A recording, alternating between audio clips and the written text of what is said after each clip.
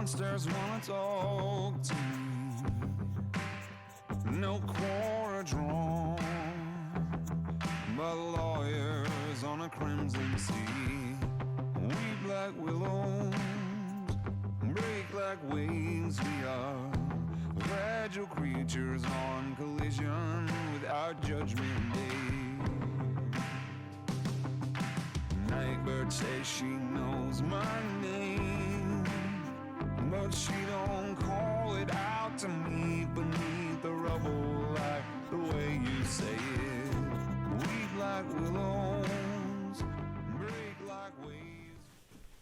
Oh, excuse me. Hey there, Monster Whisperers. I just want to say I'm super proud of all of you who are investing in this journey of self-discovery. I hope you've found more peace and confidence in who you are and are letting that positively impact your life. We are so close to Christmas, but I'm a guy who talks about monsters. So what do I do about it? Let's talk about one of Christmas's famous monsters, the Grinch. You're a mean one, Mr. Grinch. With this post, we'll learn about, number one, the origins of most of our fears, and number two, how to convert fear to love. I personally love that this story is told from the monster's perspective. Monsters are typically used in our stories as villains with no redeeming qualities. They're the antagonists, the things we slay to become heroes. But not in this case. Maybe Dr. Seuss was an OG monster whisperer. In any case, it's actually pretty brilliant that he makes such a strong literary paradigm shift work, and he does it with a children's book. Pretty awesome. Okay, let's get into it. The Grinch. We all know the story. The Grinch was a green being that lived outside of Whoville and loathed the Whos, especially during Christmas time.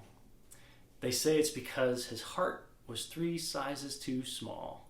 He spent all of his time obsessing over how he could ruin Christmas for the Whos. Then, on the night before Christmas, he robbed Whoville of everything. It was terrible. Or was it? The Grinch thought he ruined Christmas for the Whos because he stole all of their stuff. But do you remember what happened?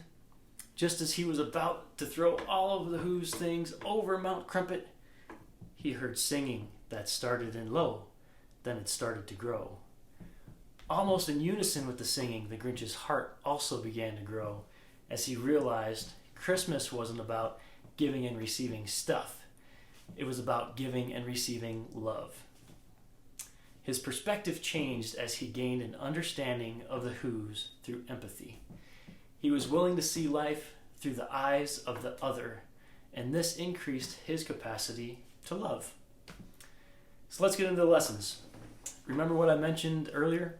The first thing we would learn, number one, the origin of most of our fears is the unknown.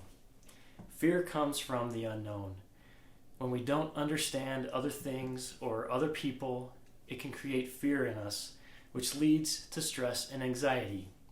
When something or someone is different than us, as a safety mechanism, we equate different with bad. We feel like we need to protect ourselves from the unknown.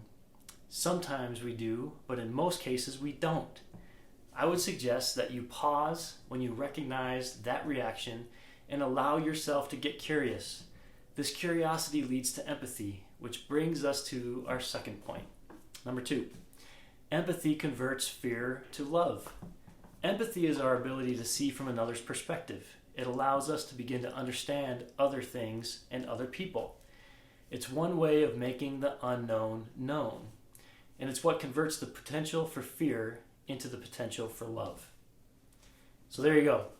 A fun lesson from one of Christmas's most famous monsters, the Grinch. If you're like our family and you take this time to rewatch the holiday classics, there's a chance the Grinch is going to be on your list. If you end up watching that movie with friends or family, or you finish the evening by reading that book to your kids, remember these lessons. Get curious about the unknown. Try to understand how others view their circumstances, and choose to show love over fear. Have a great holiday season, and through it all, remember, to keep whispering.